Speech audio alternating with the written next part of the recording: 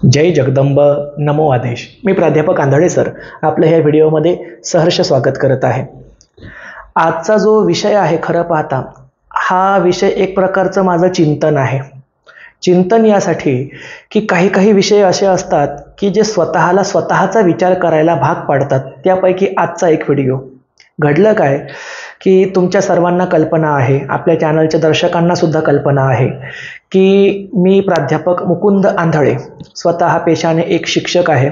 शिक्षकी पेशा सांभाळत मी माझे संगीत विशारद ह्या डिग्रीला अनुसरून गायन, तबला, हार्मोनियम आणि कथ्थक नृत्य यांचे प्रायव्हेटमध्ये क्लासेससुद्धा घेतो. त्याचे विद्यार्थीही माझ्याकडे शिकायला येतात. अशा पद्धतीनुसार प्रायव्हेट क्लासचे विद्यार्थी प्लस शाळेवरती शिकवणं, अशा दोनही प्रकारची शैक्षणिक जबाबदारी पेलत मी या ठिकाणी आध्यात्मिक कार्यसुद्धा करतो. आता आध्यात्मिक कार्य करत असताना या ठिकाणी नेमका विषय निर्माण होतो की मी कुठल्या पंथाचं आध्यात्मिक कार्य करतो, कुठल्या देवतेचं करतो.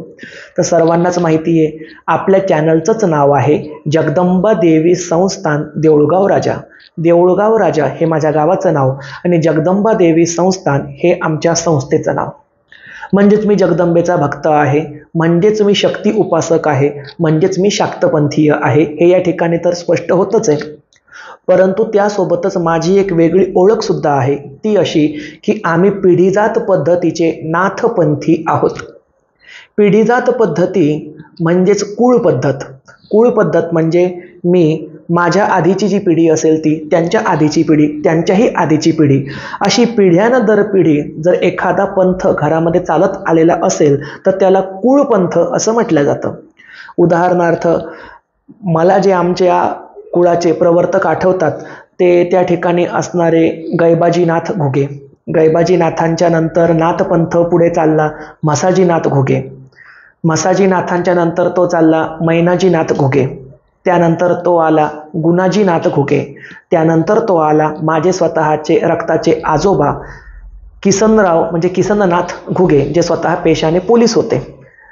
आणि त्यानंतर माझे मामा गादीवर बसले सुनीलनाथ घुगे. आणि त्यांचा मृत्यू झाल्यानंतर मी त्यांचा भाचा आहे, म्हणजे मी बहिणीचा मुलगा. किसननाथ घुगे यांच्या मुलीचा मी मुलगा. परंतु यांच्या कुटुंबाचा निर्वंश झाल्यामुळे मला ह्या गादीवर बसवण्यात आलं आणि पिढीजात पद्धतीनुसार, कुळ पद्धतीनुसार नाथपंथ माझ्याकडे चालून आला. तसंच एखाद्या आराध्याच्या घरामध्ये सुद्धा असतं. माळपरडी असते देवीची, किंवा देवाचा कोटंबा, वारू भंडारी, किंवा एखादी चीज वस्तू असते. ही चीज वस्तू पिढी दर पिढी जुन्या पिढीकडून नव्या पिढीकडे हस्तांतरित केल्या जाते. त्याला कुळ पद्धत म्हणतात. मग एखादा कुळजात आराधी असतो म्हणजे त्याच्या दर पिढी घरामध्ये माळपरडी असते. एखादा पिढीजात जोगता असतो, त्याच्या पिढी दर पिढी घरामध्ये हे यल्लम्माचं दर्शन असतं, म्हणजेच मोती असतात. कोणी पिढी दर पिढी त्या ठिकाणी असणारा वाघ्या असतो, त्याच्या घरामध्ये कुळजात पद्धतीनुसार पिढीजात वारू भंडारी, कोटंबा, वसारी या वस्तू खंडोबाच्या आलेल्या असतात. तसेच आम्ही कुळजात नाथ, कारण इतक्या पिढ्यांचा इतिहास मी तुम्हाला आमच्या कुटुंबाचा नाथपंथाचा सांगितला. आता या ठिकाणी मी एवढं सर्व का सांगतोय, नेमका विषय काय झाला, आणि आजच्या व्हिडिओचं टायटल आहे की आंधळे सर नाथपंथी आहेत, तर मग ते इतरांना नाथपंथाची दीक्षा का बरं देत नाही? इतरांना लवकर नाथपंथाची मंत्रसिद्धी, मंत्रविद्या का बरं शिकवत नाहीत? आणि सर्वात महत्त्वाचं म्हणजे मी नाथपंथी आहे याला माझ्या शब्दांशिवाय काही दुसरा पुरावा आहे का? असा पुरावा मला नेमका मागितला कोणी, एवढी हिंमत कोणी केली, असा विषय नाही आहे. परंतु जनसामान्यामध्ये चर्चा असतात, काही उघड आवाजामध्ये असतात, काही दबक्या आवाजामध्ये असतात. अशीच एक चर्चा माझ्या दृष्टीला पडली. कुठे, काय, कशी ते मी या ठिकाणी सांगत नाही, ते मी गुपित ठेवतो. परंतु जवळपास 250 ते 300 नाथपंथी एका व्हॉट्सअप ग्रुपवरती ॲड होते. त्या ग्रुपवरती मी सुद्धा होतो. त्या ग्रुपवरती दबक्या आवाजामध्ये चर्चा अशी ऐकायला मिळाली की आंधळे सरांनी स्वतःला नाथ म्हणवून घेऊ नये. हा प्रश्न माझ्या जिव्हारी लागला. खरं पाहता जेव्हा मी हे वाचलं तेव्हा मी तो ग्रुप सोडला, मला रागही आला.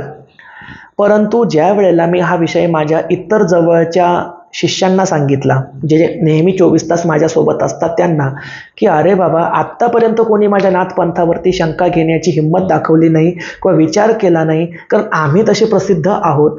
आणि कोण आता मला नाथपंथी आहे की नाही याचा पुरावा मागतंय किंवा त्यावर प्रश्नचिन्ह उभं करतंय? मी रागामध्ये होतो. परंतु समोरचे मुलं मला म्हटली, जे माझे शिष्य होते ते मला माझे शिष्य भाऊ म्हणतात, ते म्हटले, भाऊ मुळामध्ये विषय असा आहे, एखादा कलाकार जर गाणं गात असेल तर त्याला सर्वजण गायक म्हणूनच ओळखतील. मग त्या गायकाला त्या ठिकाणी ढोलकी सुद्धा वाजवता येत असेल, टाळाचा ठेका सुद्धा देत असेल, भजनावरती पावली सुद्धा खेळता येत असेल, उत्तम पोहता सुद्धा येत असेल आणि त्याच गायकाला उत्तम स्वयंपाकही बनवता येत असेल, परंतु त्याच्या नावाला गायकी शब्द चिपकला तर सर्वसामान्यांच्या डोक्यामध्ये हेच असतं की हा व्यक्ती गायक म्हणजे हा फक्त गातो. मग त्याचा स्वयंपाक करणे, त्याला पोहता येणे, त्याला टाळ वाजवता येणे, पावली खेळता येणे, मृदंग वाजवता येणे, हे विषय त्याचे सुप्त असतात. आणि ते सुप्त असण्याचं कारण म्हणजे त्या व्यक्तीने त्याचं कधी प्रदर्शन केलेलं नसतं, परंतु प्रदर्शन न केल्यामुळे तो व्यक्ती एकाच गोष्टीसाठी प्रसिद्ध होतो, इतर त्याचे कलागुण मरून जातात. मला माझा अर्थ कळाला. म्हटलं अगदी तुम्ही बरोबर बोललात. पिढीजात पद्धतीनुसार आम्ही जरी नाथ असलो तरी मी स्वतः माझ्या वागण्यामध्ये, बोलण्यामध्ये आणि आचरणामध्ये नाथपंथाचा दिखाऊपणा केव्हाही केला नाही. म्हणजे मी कधी भगवे कपडे घालून बसलो नाही, मी कधी डोक्याला त्या ठिकाणी भगवं वस्त्र गुंडाळलं नाही, रुद्राक्षांच्या माळा भरपूर गळ्यामध्ये घातल्या नाही, काखेमध्ये झोळी घेऊन भिक्षा मागण्यासाठी गेलो नाही, त्रिशूळ चिमटा झोळी घेऊन ती अशी कधी याच्यावरती दाखवली नाही. खरं पाहता या सर्व पिढीजात वस्तू माझ्याकडे आजही आहेत, परंतु त्या कधी दाखवाव्याशा वाटल्या सुद्धा नाही. असं म्हणतात ना, घर की मुर्गी दाल बराबर. अरे जे पिढी दर पिढी आमच्याकडे चालून आलंय ते कशाला जगासमोर दुकानासारखं दाखवायचं, असा विचार करून मी कधीही नाथपंथाचा उदो यूट्यूबच्या लाईफमध्ये केला नाही, चॅनलवरती केला नाही. हा वैयक्तिक माझ्या घरामध्ये 7 पिढ्यापूर्वीची नाथांची स्थापना आहे, त्यांच्या मूर्त्या आहेत. दिवसातून 2 वेळेला नवनाथांची आरती होतेच होते. आणि विशेष म्हणजे नवनाथांची आरती जगदंबेच्या आधी होते, नवनाथांचा नैवेद्य जगदंबेच्या आधी होतो. पहिले मान नाथ महाराजांना, कारण ते आमची पिढी दर पिढी चालत आलेले आहे. त्यानंतर आई अंबाबाईला, ही माझी पद्धत आहे. आणि जे नित्य माझ्या आरतीला सेवेसाठी हजर असतात त्यांना हा सर्व विषय माहिती सुद्धा आहे. माझ्या मनामध्ये नाथ महाराजांचं स्थान काय हेही सर्वांना चांगलं माहिती आहे. परंतु जे चॅनलच्या दर्शकांसारखे किंवा तुमच्या आमच्यासारखे माझ्यापासून 200, 400, 500, 1000 किलोमीटर दूर असतात, त्यांना काय दिसतं? आंधळे सरांच्या गळ्यामध्ये यल्लमाचं दर्शन आहे म्हणजे हे रेणुकेचे भक्त आहे. आंधळे सरांचे गुरु परशुराम नाना अंभोरे शाक्तपंथाचे आहे म्हणून आंधळे सर देवीच्या गादीवर आहेत. आंधळे सरांच्या देवघरामध्ये जगदंबेच्या मोठ्या मोठ्या पाषाणी मूर्त्या दिसतात म्हणून ते शक्ती उपासक आहेत. आणि आंधळे सरांच्या ज्ञानमाळीच्या कार्यक्रमामध्ये अनेक भक्तांना कवड्यांच्या माळा घातल्या जातात, गुरुदीक्षा दिल्या जातात, माळपर्डीच्या उजवण्या केल्या जातात. म्हणजेच आंधळे सर पूर्णपणे शाक्तपंथी आहे. त्यांचा नाथपंथाशी संबंध तो काय, जसे इतर आराधी तसेच आंधळे सर, असा समज होणं स्वाभाविक आहे. हे माझ्या स्वतःच्या लक्षात आलं. त्यामुळे ज्या व्यक्तींनी व्हॉट्सअप चॅटच्या ग्रुपमध्ये माझ्याबद्दल चर्चा केली त्यांच्याबद्दलचा माझ्या मनामध्ये असणारा राग ताबडतोब निघून गेला आणि मी माझ्या मनाने स्वच्छ झालो. उलट माझ्या मनाने मला सुनावलं की आता ह्या गोष्टीचं स्पष्टीकरण देण्याची गरज तुझ्यावर आलेली आहे आणि कुठेतरी हे स्पष्टीकरण मी द्यावं अशी नाथ महाराजांचीच इच्छा असावी, त्यासाठी मी या ठिकाणी सर्व हे बोलतोय. आता सांगायचं झाल्यास तुम्हाला सांगतो, आमचे आजोबा पोलीस. आमच्या आजोबांना जुन्या काळामध्ये म्हणायचे घुगे मुन्शीजी किंवा घुगे जामदार. घुगे जामदार किंवा घुगे मुन्शीजी. आता आमचे आजोबा स्वतः पोलिसाच्या ड्युटीवर असताना, या ठिकाणी कोणी पोलीस असतील दर्शक त्यांनी कृपया माझा राग मानून घेऊ नका, परंतु बहुतांशी पोलिसांच्या ड्युटीमध्ये मांसाहार आणि मद्यपान चालतं, भरपूर प्रमाणामध्ये चालतं. फार मोजकेच असे पोलीस कर्मचारी असतात जे मांसाहार करत नाहीत किंवा मद्यपान करत नाहीत. इतर वेळेला त्यांचं ते असतंच थोडंफार, त्याचे पोलीसच नाही सर्व क्षेत्रातील लोक करतातच, अक्षी शिक्षक सुद्धा करतात. परंतु आमच्या आजोबांनी केव्हाही मांस मदिरेला स्पर्श सुद्धा केला नाही, अंड्याला सुद्धा स्पर्श केला नाही. कारण की नाथ महाराजांची दर पिढी सेवा त्यांच्याकडे आलेली होती, तिचे ते कट्टर त्या ठिकाणचे जपणारे होते, त्याला मानणारे होते. अगदी तुम्हाला सांगतो, सकाळी उठल्याबरोबर आम्ही झोपेतच असायचो तर आजोबांची घंटी वाजवून नवनाथांची आरती सुरू झालेली असायची. आणि आजोबा माझ्या देखत रिटायर झाले. मी 5-6 वर्षाचा असताना आजोबांना सेवानिवृत्ती मिळाली. त्यानंतरचा पूर्ण वेळ त्यांनी माझ्यासोबत घालवला. मी वयाच्या 12व्या वर्षी माझ्या आजोबांना गमावलं, पण जो काही मला त्यांचा सहवास मिळाला त्या सहवासामध्ये नाथपंथाच्या अनेक घटना, अनेक कथा, अक्षरशः तुम्हाला सांगतो नवनाथ भक्तिसार ग्रंथ हा प्रत्येक अध्यायामध्ये कुठे काय लिहिलेलं आहे इतकं मला माहीत झालेलं होतं. कारण आजोबा दर गुरुवारी शनिवारी नवनाथ भक्तिसारचे अध्याय वाचायचे, श्रावण महिन्यामध्ये पारायण करायचे, 24 घंट्याच्या पोलिसाच्या ड्युटीमधून वेळ काढून काढून ते नाथ महाराजांना द्यायचे. त्यांची अपार श्रद्धा होती गुरु मच्छिंद्रनाथांवरती, गुरु गोरक्षनाथांवरती. आणि पिढी दर पिढी आमच्या कुळांमध्ये ज्या नवनाथाच्या मूर्ती चालत आलेल्या आहे त्या मूर्तीमध्ये माझ्या आजोबांचे पंचप्राण बसलेले होते. आता घडलं पुढे असं की माझ्या आजोबांनी माझ्या मामांना गादीवर घेण्याचं ठरवलं. आता माझ्या आजोबांचं नाव किसनराव, तर त्यांना किसननाथ म्हणायचे. माझ्या मामाला गादीवर घ्यायचं ठरवलं त्यावेळेला मामाचं वय 15 ते 16 वर्ष होतं. मामाला गादीवर घेत असताना मामाचं नामकरण करण्यात आलं सुनीलनाथ घुगे. आता मामांना गादीवर घेण्यात आलं साल 1985 मध्ये. त्यावेळेच्या पत्रिका सुद्धा छापण्यात आल्या आणि 1985 सालची नवनाथ महाराजांच्या महापूजेची पत्रिका या ठिकाणी मी आता तुम्हाला दाखवतो, ती एकदा बघून घेऊ, नंतर पुढचा विषय ऐकूया.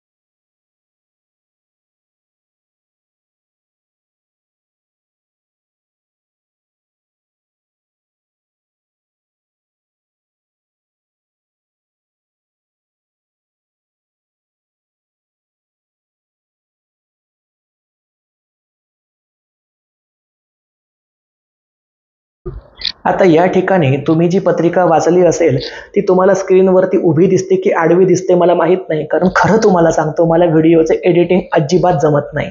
जे काही मोडकं थोडकं जमतं मी तसंच काढतो आणि अपलोड करत असतो, त्यामुळे कृपया समजून घ्या.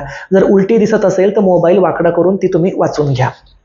या सदर पत्रिकेमध्ये साल 1985 तुम्हाला दिसलं असेल आणि त्यामध्ये त्यांनी दिलेलं आहे की सुनीलनाथ महाराज यांच्या कृपेने.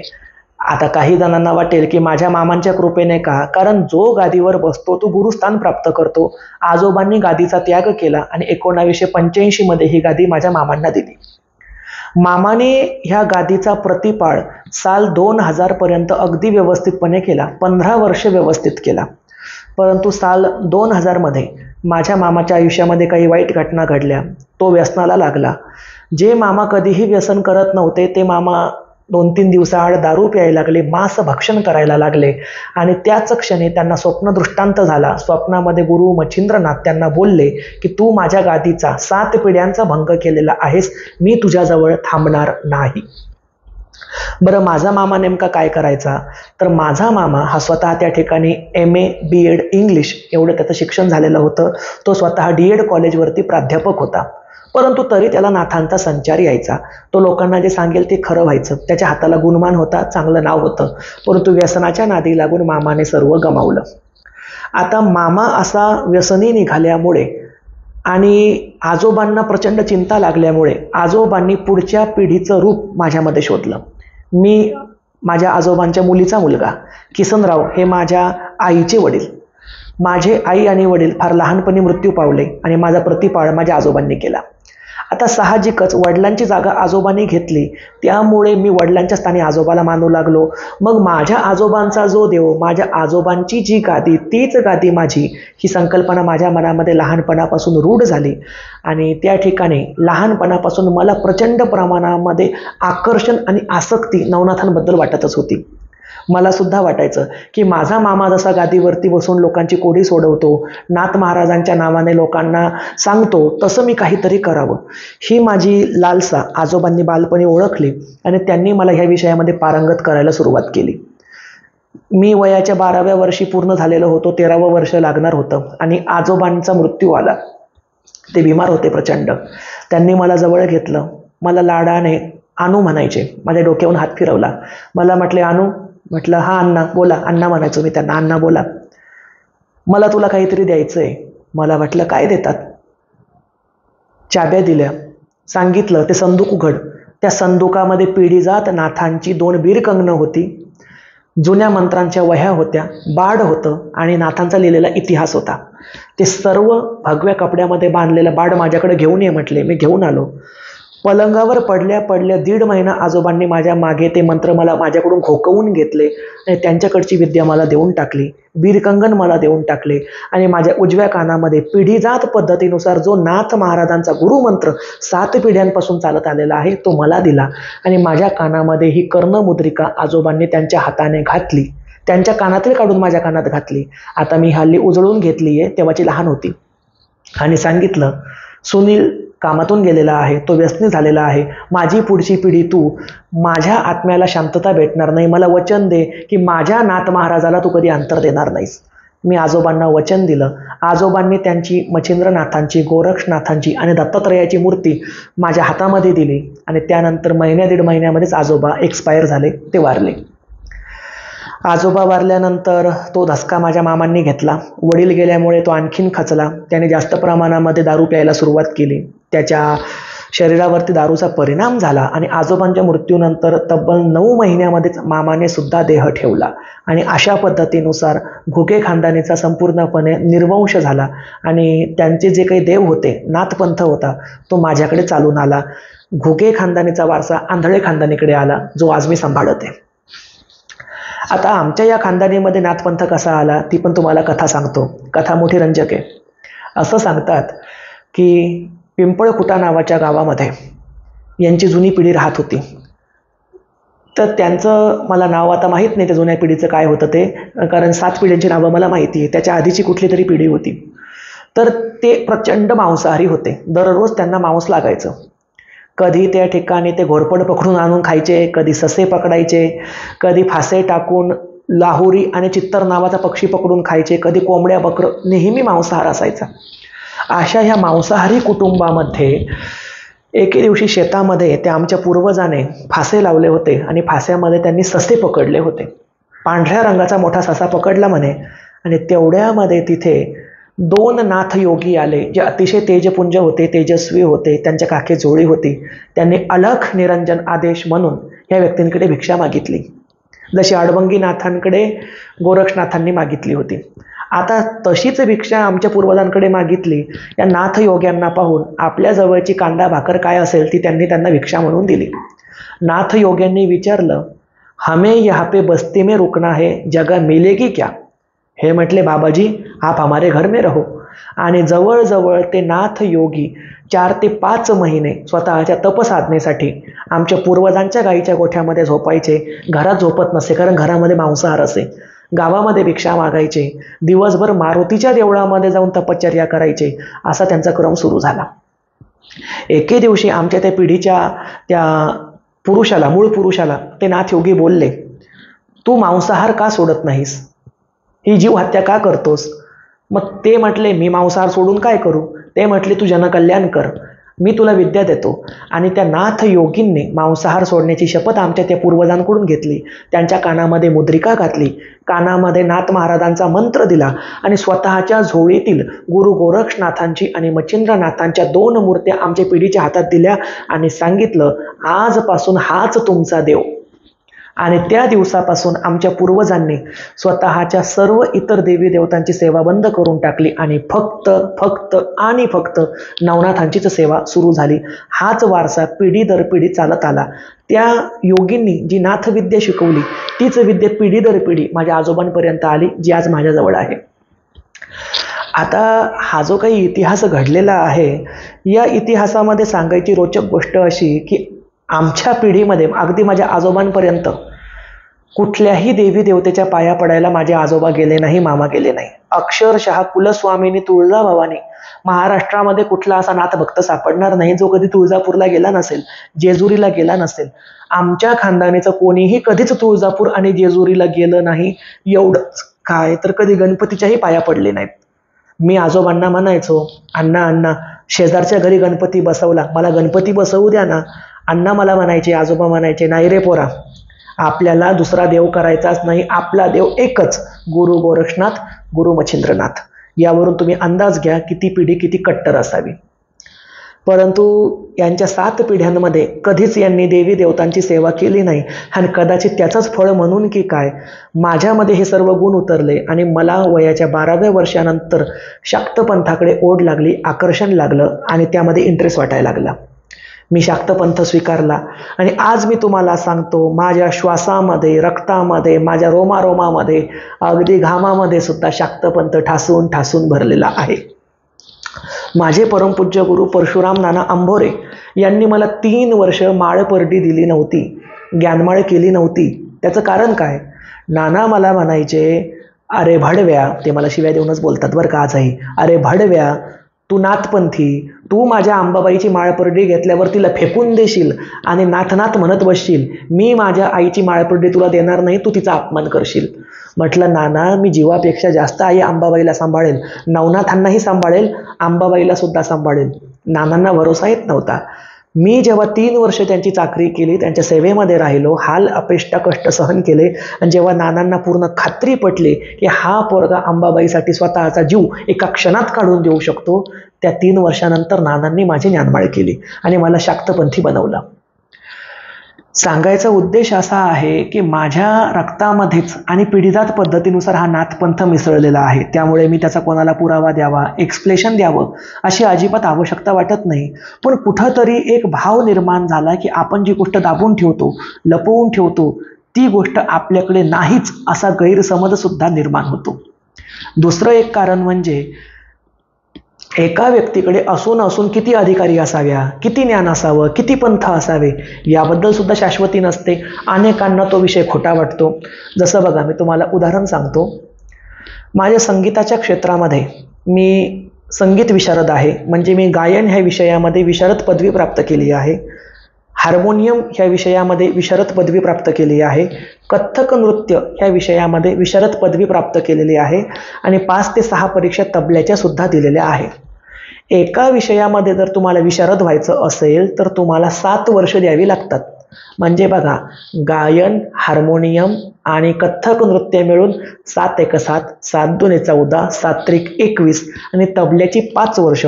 अशा पद्धतीनुसार 25 ते 26 वर्षाचा हा सिलेबस आणि डिग्री आहे.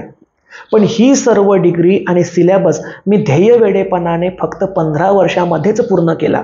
दिवस रात्र रियाज केला, दिवस रात्र मनन केलं, दिवस रात्र तबला, हार्मोनियम, गायन आणि कथ्थक नृत्य करत गेलो आणि दुप्पट वेगाने प्रॅक्टिस केल्यामुळे 25-26 वर्ष जी लागायची त्या 4 डिग्र्या माझ्या फक्त 15 वर्षामध्ये झाल्या. परंतु जेव्हा मी कुठल्या सांगीतिक कार्यक्रमामध्ये जातो तिथे इतर माझे संगीत शिकलेले शिक्षक आलेले असतात. कोणी कथ्थक शिकलेला असतो, कोणी तबला शिकलेला असतो, कोणी गायन शिकलेला असतो, कोणी हार्मोनियम वादक असतो. तिथे आमची चर्चा होते. मग ते म्हणतात, आंधळे सर, तुमचं एज्युकेशन काय? मी म्हणतो, मी गायन विशारद आहे, तबला आहे, हार्मोनियम आहे, कथ्थक नृत्य आहे. एका व्यक्तीने मला सरळ विचारलं, चाटा मारता का? म्हटलं म्हणजे? बरं ठीक आहे, तुम्ही चाटा मारत नाही, मग सांगा तुम्ही पैसे देऊन डिग्री खरेदी केलेली आहे का? म्हटलं, अहो काय मजाक करता राव, अहो मी रियाज केलेला आहे.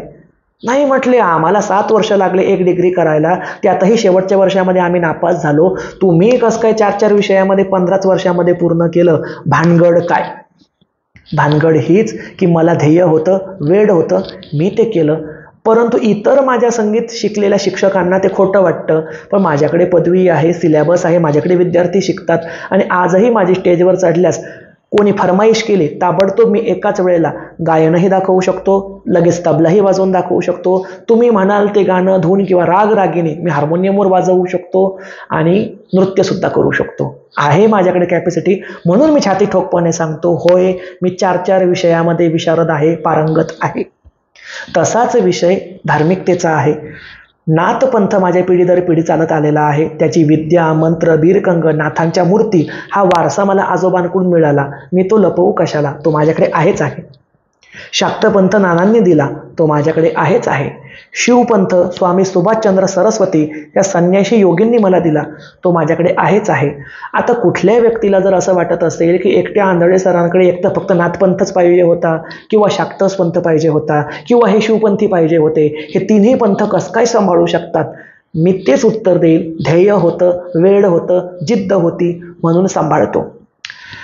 आणि आज शेवटच्या आता टप्प्याला मी हात घालतो की मी लवकर नाथ दीक्षा का देत नाही आणि मंत्रविद्या लवकर का शिकवत नाही. त्याचं कारण असं आहे, नाथ दीक्षा मी देतो, फार मोजक्या तुरळक बोटावर मोजण्या इतक्या लोकांना मी ती दिलेली आहे. त्यांना माझा पिढीजात नाथ मंत्रसुद्धा दिलेला आहे. परंतु हल्ली असं झालेलं आहे की माझी एक धारणा आहे, गुरु गोरक्षनाथांचे गुरु एकच होते, मच्छिंद्रनाथांचे गुरु एकच होते, दत्तात्रयनाथ. आणि गहिनीनाथांचे एकच गुरु होते, ते गोरक्षनाथ. जालिंदरनाथांचे गुरु होते दत्तात्रय. कानिफनाथांचे गुरु होते जालिंदरनाथ. सांगायचा उद्देश काय, नवनाथांनी जे स्वतःचे गुरु केले ते शेवटपर्यंत त्याच गुरुवर कायम राहिले. परंतु हल्ली समाज माणसामध्ये अशी सध्या संकल्पना आहे की 4-4 गुरु बदलले पाहिजे. हा गुरु आवडला नाही, दुसरा केला. तो आवडला नाही, तिसरा केला. हा आवडला नाही, चौथा केला. ज्या नाथ महाराजांनी पिढीजात असणाऱ्या माझ्या मामाला श्राप देऊन तो 9 महिन्यामध्ये वारला, कारण त्याने नाथांचा भंग केला होता, अशा ह्या कुटुंबामध्ये मी पैदा झालेलो आहे. मग माझी अशी इच्छा नाही की मी कुठल्या शिष्याला मंत्र द्यावा आणि त्या शिष्याने जर ही गादी सोडून नाथ महाराजांशी द्रोह केला आणि इतरत्र तो कुठे भरकटला, त्याचं कुठलंही वाईट होऊ नये, या कारणासाठी मी 1000 ज्ञानमाळी आत्तापर्यंत आराधी पंथाच्या केल्या आणि नवनाथांच्या मी बोटावर मोजण्या एवढ्या 10च ज्ञानमाळी आत्तापर्यंत केल्या. त्यांची नावंसुद्धा सांगता येतील. सध्या त्यामध्ये न्यूयॉर्कमध्ये एक मुलगा आहे, मनीष शिंदे, त्याला मी नाथ दीक्षा दिलेली आहे. आमचा सावखेड भोईचा मार्तंड वाघमारे याला नाथ दीक्षा दिलेली आहे. कैलास कासारे याला नाथ दीक्षा दिलेली आहे. शालन गर्जे हिला नाथ दीक्षा दिलेली आहे. प्रोसेसमध्ये आहे तिची लवकरच होईल. प्रकाश पंडित हे सेवानिवृत्त आहेत, मुख्याध्यापक होते, शिक्षक होते, त्यांना नाथ दीक्षा दिलेली आहे. माझा दुर्गेश आहे, दुर्गेश कामे, त्याला नाथ दीक्षा दिलेली आहे. सांगायचा उद्देश काय की जे माझ्याशी संलग्न आहेत आणि मला ज्यांची शाश्वती आहे की हे शेवटपर्यंत माझ्या गादीला सोडणार नाहीत, अशांना मी गॅरंटीड नाथ दीक्षा दिलीच ना, त्याबद्दल वाद नाही. परंतु मला कोणाचंही त्या ठिकाणी वाटोळं व्हावं असं वाटत नाही, म्हणून मी नाथ पंथाचा जास्त प्रचार प्रसार केला नाही किंवा माझ्याकडून घ्या असं सांगितलं नाही. उलट तुम्हाला गंमत सांगतो, काही जण असे होते की ज्यांनी माझ्याकडून आराधी पंथाची माळ घातली होती, पण म्हणत होते की भाऊ आम्हाला नाथांची सुद्धा दीक्षा घ्यायची. मी त्यांना दुसऱ्या गुरुचं नाव त्यांना त्या ठिकाणी सजेक्ट केलं. मी त्यांना सांगितलं की सुनील गायकवाड म्हणून एक उत्तम नाथ भक्त आहे, तो भरपूर नाथांची सेवा करतो, सदाचारी आहे, व्यवस्थित वागणूक आहे, जाणकार चांगला आहे. भलेही माझ्यापेक्षा त्याला मंत्रशक्ती कमी येत असो, जास्त येत असो, परंतु तो योग्य गुरु आहे, तुम्ही त्याच्या हाताने गुरुदीक्षा घ्या. मी त्याचं नाव त्या ठिकाणी सुचवलं आणि त्याच्याकडे 2-3 जणांना पाठवलं. मग त्यांनी जाऊन दीक्षा घेतली की नाही घेतली मला माहीत नाही, परंतु मी स्वतःच्या अंगावरती घेतलं नाही. मनुष्य बघून मी पारख ठरवली. आता विषय येतो विद्येचा. मी नाथविद्या का शिकवत नाही? असं नाही आहे की मी नाथविद्या शिकवत नाही, मी नाथविद्या शिकवत होतो, आजही शिकवतो, फुकट शिकवत नाही. त्याची काय माझी फी आहे ती घेतोच. परंतु नाथविद्या न शिकवण्याचं प्रमुख कारण म्हणजे ही नाथविद्या नग्नपणे शिकावी लागते. आता नग्नपणे शिकायची असल्यामुळे त्या ठिकाणी महिलांना विद्या शिकवायचा प्रश्नच येत नाही. महिलांना मी साधी शाबरी विद्या शिकवतो, कारण ती वस्त्र घालून आणि गुरुच्या दूर बसून शिकायची असते. परंतु कायड देशी विद्या अशी आहे की ही कायड देशी विद्या शिकत असताना तुम्हाला सगना धोबी याचे मंत्र येतात.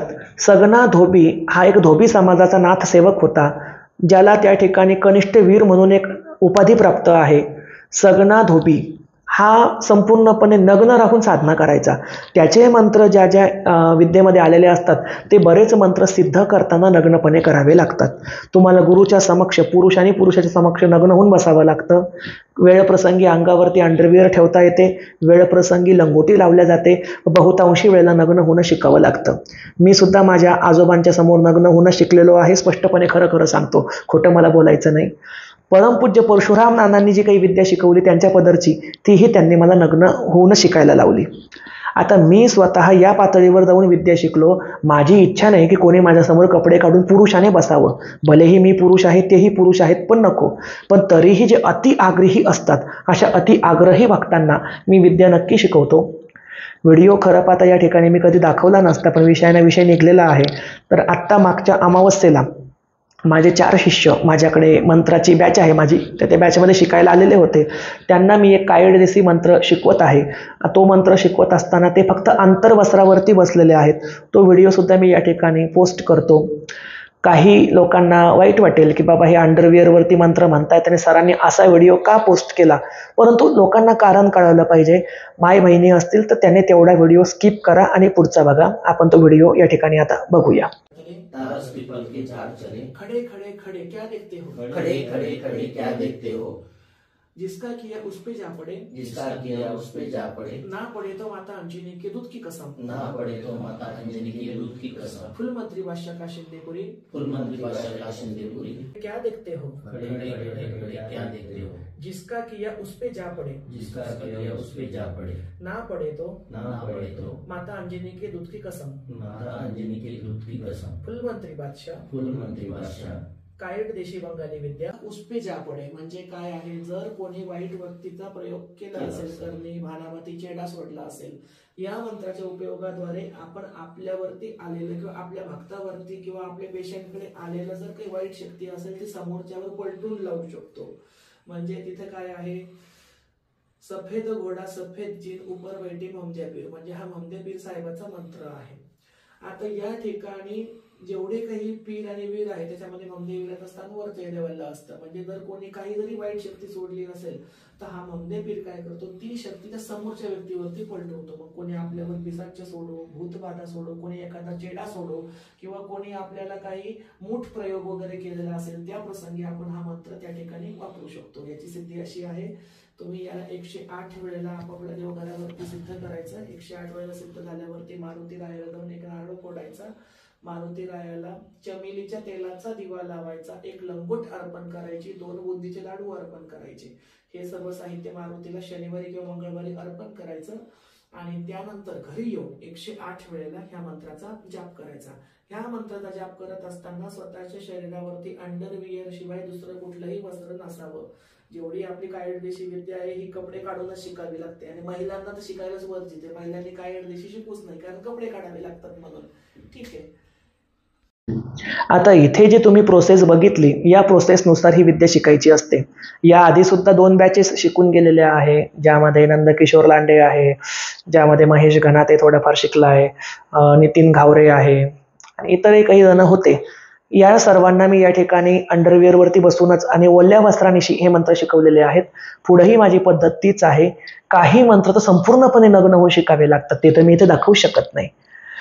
आता अशा ह्या सर्व विधी असल्यामुळे या ठिकाणी मी लवकर कोणाला विद्या शिकवत नाही. आता काही जण म्हणतील अशी विद्या कुठं कपडे काढून शिकत असतात का, तर अशांना मी हळद कुंकाचं निमंत्रण देतो, भाड्या तोड्याचे पैसे देतो, हात जोडून विनंती करतो, प्लीज माझ्या भेटीसाठी देऊळगाव राजाला या. अगदी तुम्हाला जुन्याचे जुने बाडं काढून दाखवतो, जी जीर्ण कागदावरती मोराच्या पिसाने टाकशाहीने लिहिल्या गेलेली आहे. ती विद्या आहे, 7 पिढ्यांपासून चालत आलेली आहे. ती कालची आजची किंवा शाबर मंत्र नावाच्या पुस्तकातून घेतलेली भुरटी विद्या नाही, जिचं मोल आज कोटी रुपयांमध्ये आहे. आज त्या विद्येच्या भरोशावरती तुम्ही विचार करा, अहो मी 7 धान्य एकत्र करून जर शेतामध्ये फेकायला दिली, त्या शेतामध्ये रानडुक्कर येत नाहीत, त्या शेतामध्ये गवा नावाचा प्राणी येत नाही, रोहू येत नाहीत, कोल्हे येत नाहीत. मी जर एखाद्या खुट्यावरती बंदोबस्त दिला तर त्या खुट्यावरती जनावरांचं दूध आटत नाही.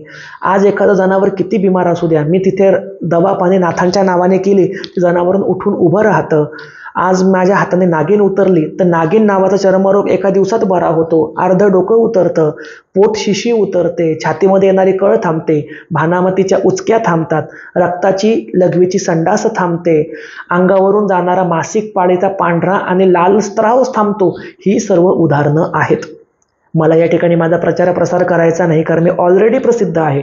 तुम्हाला सांगतो, आमच्या खानदानीकडे लोक लांबून लांबून येत होते. फक्त विषय असा झाला, आजोबा पोलीसमध्ये असल्यामुळे त्यांना ड्युटी सांभाळून सर्व करावं लागायचं, त्यामुळे लोक त्यांना जास्त वेळ तर लोकांना देऊ शकत नव्हते. मामा प्रोफेसर होता, नंतर व्यसनाच्या नादी लागला, त्यांनी भक्ती सोडून दिली, त्यामुळे तो लोकांना जास्त करून वेळ देऊ शकला नाही. आणि मी या ठिकाणी जास्त प्रसिद्ध झाल्यामुळे माझ्याकडे हजारोनी लोक येतात, एवढाच तो फरक. परंतु ह्याच लोकांची सेवा करण्याची, परोपकार करण्याची, लोकांचा इलाज करण्याची पद्धत पिढीजात पद्धतीनुसार नाथ महाराजांच्या कृपेने ती आमच्याकडे आलेली आहे. आणि मी एक आता माझी चुकी या ठिकाणी सुधरवून घेत आहे. ती चुकी काय हेही सांगतो. मला वाटतं कदाचित नाथ महाराजांनीच ही मला चपराक दिलेली आहे. नाथ महाराज म्हणत असतील, अरे मूर्खा, पिढी दर पिढी आम्ही तुझ्याकडे चालत आलो, तू जगदंबेचं करतोस छान आहे, परंतु तू आमची ओळख मात्र पुसून टाकलीस. आमची ओळख तू या पुढे ताजी ठेव, यासाठी कदाचित हा विषय कुठेतरी निघाला असावा आणि मला हे सर्व निवेदन त्या निमित्ताने करता आलं. त्यामुळे ज्या माझ्या नाथबंधू भक्तांनी माझ्याबद्दल त्या कमेंट केल्या, मी त्यांचेही हात जोडून आभार व्यक्त करतो की तुमच्यामुळे, तुमच्या डिवसल्यामुळे मला हा विषय सर्वांसमोर मांडता आला आणि माझ्या मनात तुमच्याबद्दल कुठल्याही प्रकारचं काहीच आज रोजी ईर्ष्या द्वेष नाही. तुम्ही माझे बंधू आहात, एकतर लहान असाल किंवा मोठे असाल. आणि माझी चूक मी अशी सुधरवून घेत आहे की इथून पुढे जसं आमच्या पिढी दर पिढीमध्ये नावासमोर नाथ शब्द लावावाच लागतो, किसननाथ, गुणाजीनाथ, सुनीलनाथ, तुम्ही मगाशी जी पत्रिका वाचली तिच्यातही माझ्या मामांचं नाव सुनीलनाथ असंच आहे, कारण ती आमची पदवी आहे. इथून पुढे मी स्वतःच्या नावासमोर प्राध्यापक मुकुंदनाथ आंधळे या पद्धतीनुसार स्वतःचा उल्लेख प्रत्येक ठिकाणी करेल. मी नाथ नावाचा शब्द माझ्या नावासमोरून काढला होता. याचं कारण असं की मला वाटलं आपण स्वतःला पूर्णपणे शाक्तपंथामध्ये रंगवून घेतलंय, सर्वस्वी आपण शाक्तपंथामध्ये अखंड बुडालोय, मग स्वतःच्या नावासमोर नाथ शब्द लावून उगाच कशाला दोन नावेवरती पाय द्यायचा. परंतु नाथ महाराजांनी ही मला बुद्धी दिलेली आहे, चपराक दिलेली आहे. कान धरून मी नाथ महाराजांची या ठिकाणी सर्व लाखो भक्तांदेखत क्षमा मागतो आणि इथून पुढे मी माझ्या नावासमोर नाथ असा उल्लेख नक्कीच करेल. आणि सुरुवात आजच्या व्हिडिओपासूनच करूया. तर आजचा व्हिडिओ आवडलेला असल्यास मला कमेंटद्वारे नक्की कळवा. आणि मी प्राध्यापक मुकुंदनाथ आंधळे, काही चुकलं उकलं असेल तर माफ करा. भेटूया पुढच्या व्हिडिओमध्ये. जय जगदंब, नमो आदेश.